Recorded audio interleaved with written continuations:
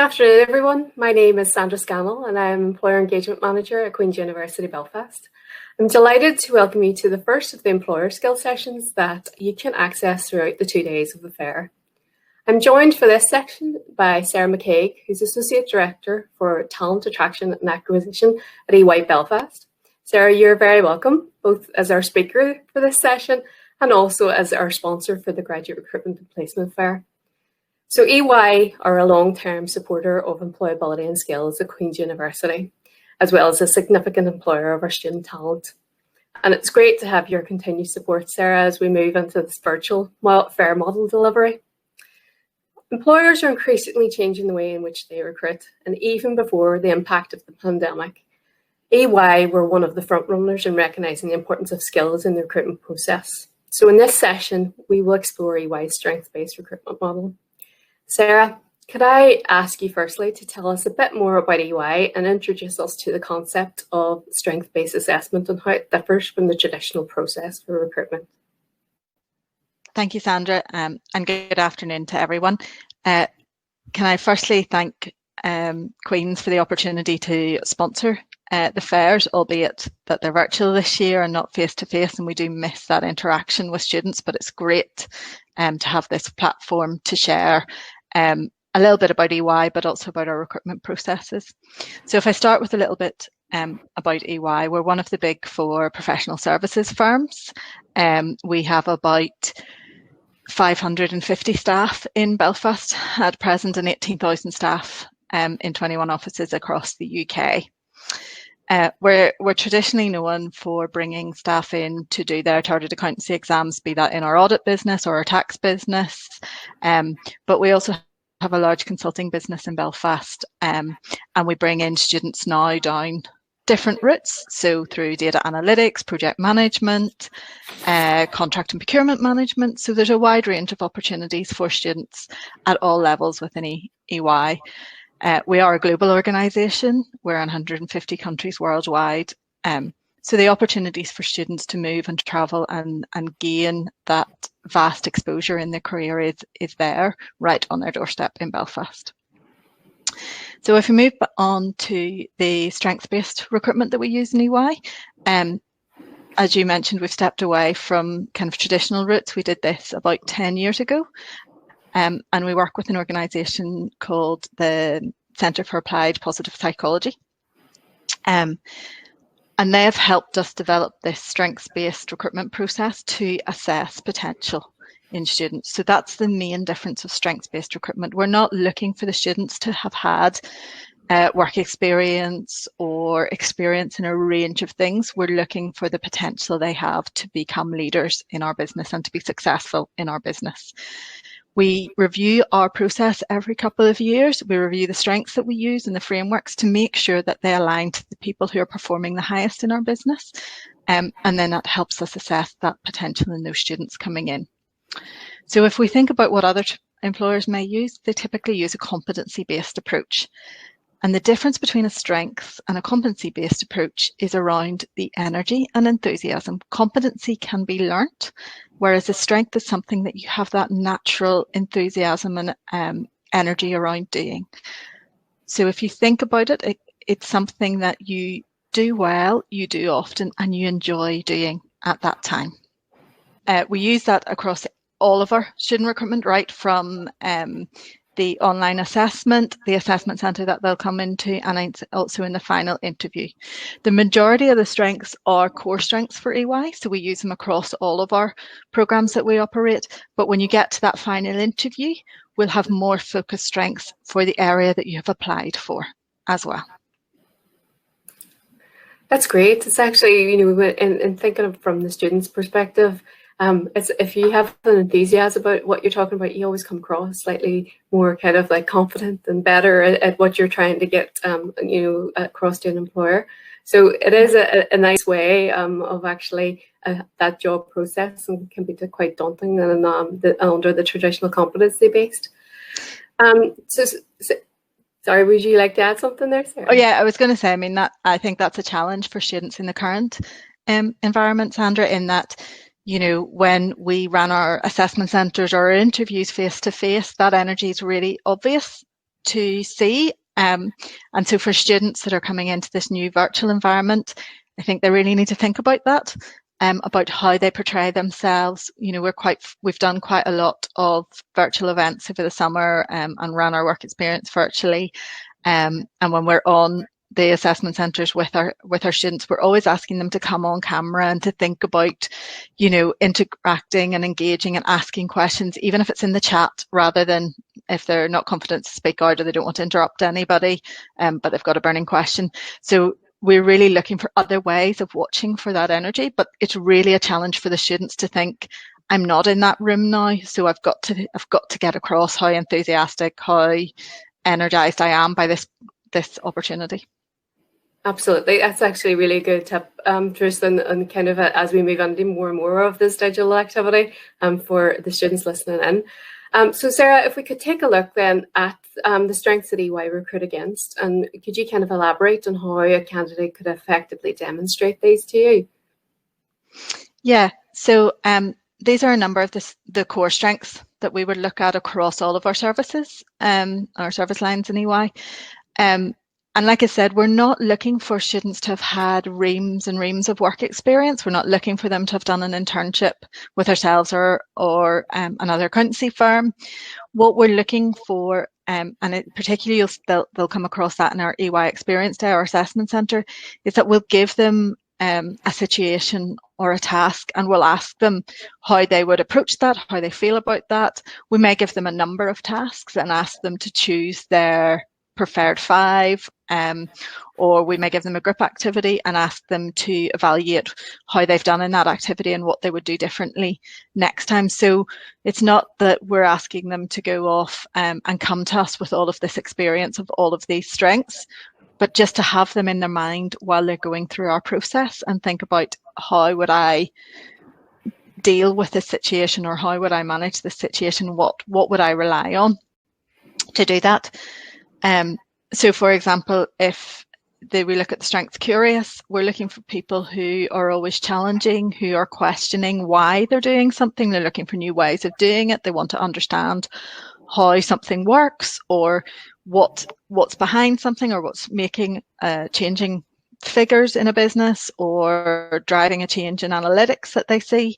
So it's that curious, finding out what's next, what's coming, why something's happening, and that reason behind it.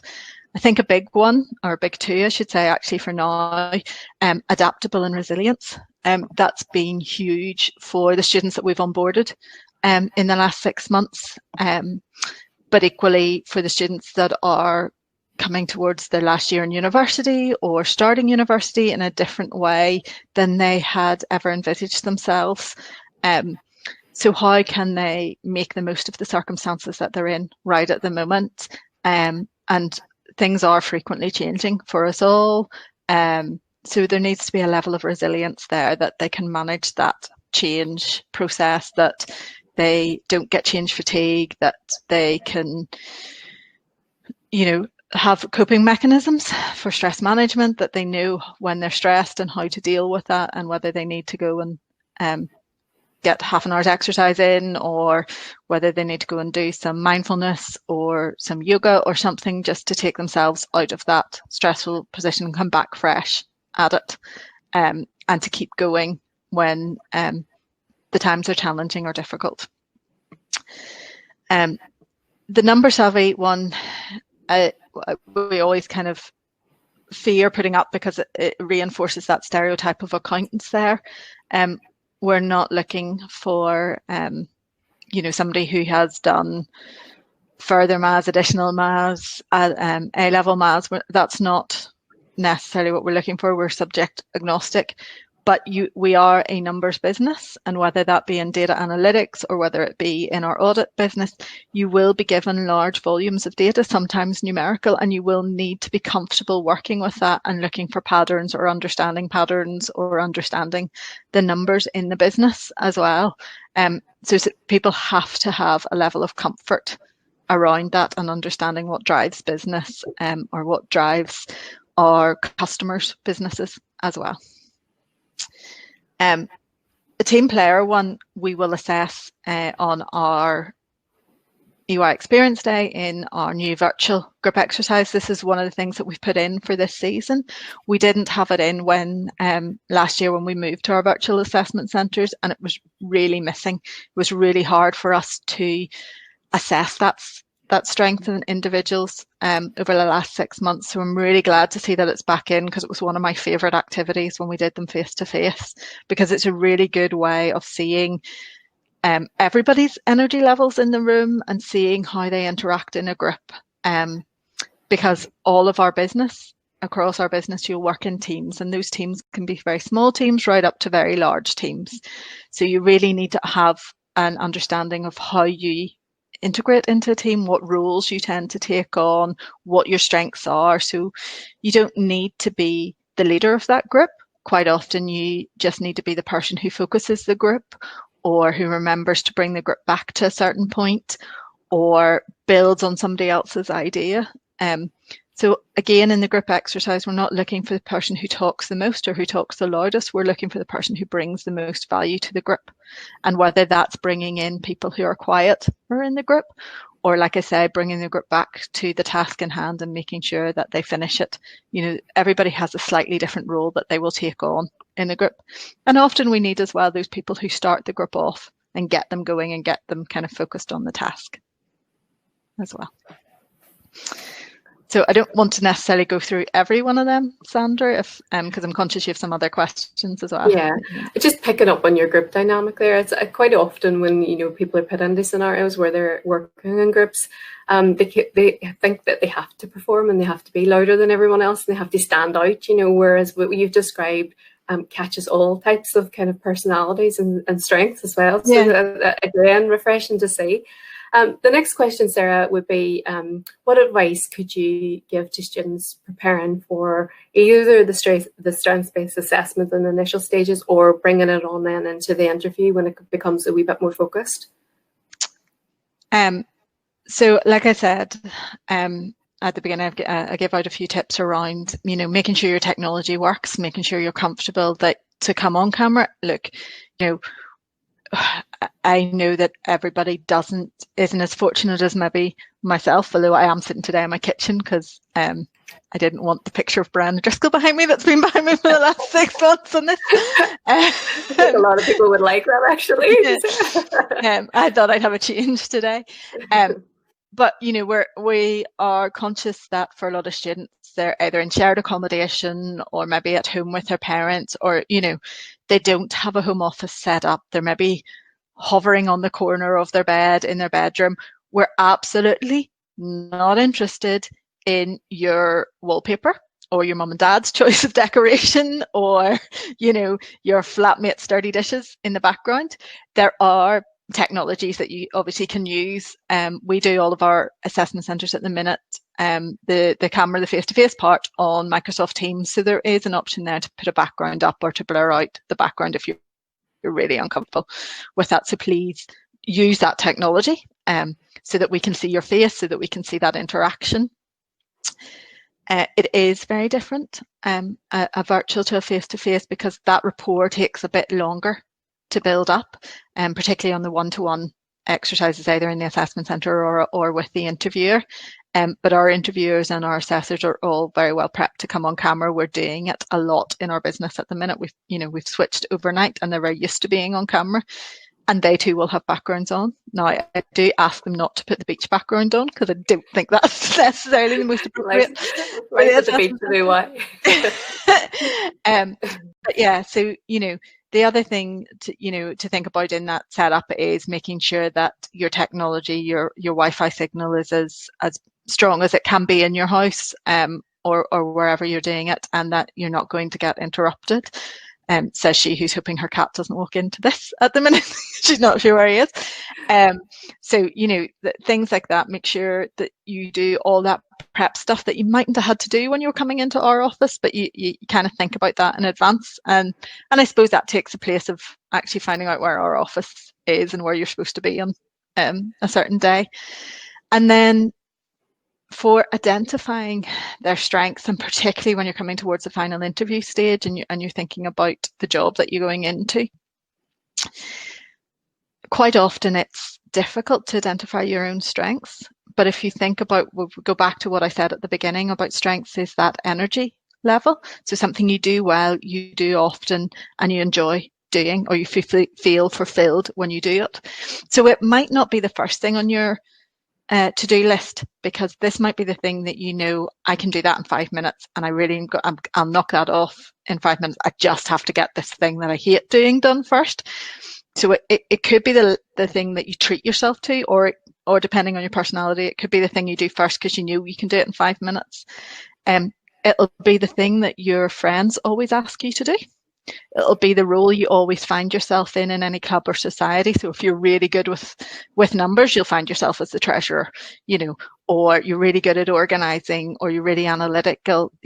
People bring you their problems and say, I don't know why this isn't working, or I've done this and I can't get the right answer. If you're that person, then they can help you identify those skills that you have. It'll be the thing that your friends say that you never shut up about.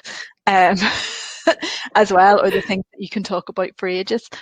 And again, in our final interview, we're not looking for you to come with all that experience, as I said. So what we'll give you is a situation, or we'll tell you a bit about the area you've applied to, a bit about the strengths that they look for. And then we'll ask you about a situation and what you would find yourself doing if you were in that situation when you're in our business.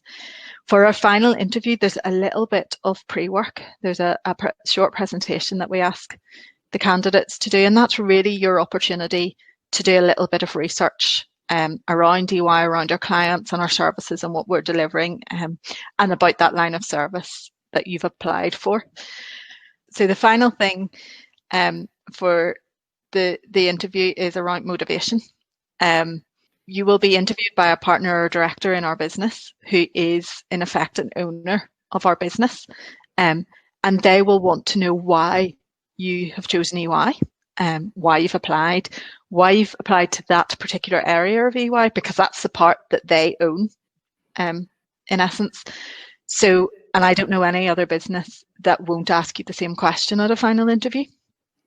So that's really your opportunity to show the research that you've done into the business, into the pathway that you've applied for. If there's a professional exam on that or qualification on that, to show that you've done your background research, which everybody can do. There's lots of information on our website. Most of our exam pathways are Chartered Accountants Ireland, or the Chartered Accountants Institute in Scotland, ICAS. So, there's reams of information out there about how that happens, how long it takes to do, what the format of the exams are. The Institute locally are really good at running student events that you can go along to and find out more from, if you're not sure about that. So, anything that you can do there to demonstrate that research that you've done into our business and into that pathway that you're coming in, program that you're coming in, then that will set you off well on the fit. Great, Sarah. I mean, there's a lot of what you just said about, kind of really having the preparation to that, and a lot of the things are resonating about strength actually with me, and I'm smiling and laughing and nodding along, because it's something that I actually only became self-aware of in the last maybe 5 years, and when that kind of dawned on me that I should be kind of like expressing that, it made everything a lot more easier. Really interesting just in the fact that the partners are so willing to, interview graduates, and it's really like, they're very passionate about who and what and how the fit is, and that motivation part is all important for everyone, as you mentioned. There's usually an opportunity at the end for a candidate to ask questions. What's a good question to ask at the end, and should you always actually ask a question, Sarah? I personally think you should always ask a question at the end of an interview. You should have, by that stage, even if it is virtual, you should have built up a bit of a rapport with the interviewer. So, there are some questions I would absolutely tell you to avoid. So the questions around, salary and benefits and things like that, certainly at a graduate level, you know, they're all on our website. There's plenty of opportunity to speak to the team over the next 2 days, and they'd be happy to share that information with you. You know, at the fairs and things like that. We're not hiding that information from you. It's just not the right place to ask it at the end of the interview. Plenty of time to ask my team during the experience day and stuff like that. So questions that I would focus on at the end of the interview, you know, like I said, we're a business that has, you know, we work business to business. We have large volumes of clients. Our partners and directors have typically been in the business for a number of years, or they've had a really interesting career path up to that point, you know, and it takes a lot of work to be a partner in our business. So, you know, I'd be asking them around what's their, you know, best client they've worked on, what's been the most challenging client they've worked on, what's been their, you know, career path to date, if they haven't already shared that with you, or what's been their most interesting role that they've had in the organisation, or a role that they've learnt the most in. We're an organisation that encourages people to try something new, to continually learn and develop. We have a programme around EY badges and a tech MBA at the minute.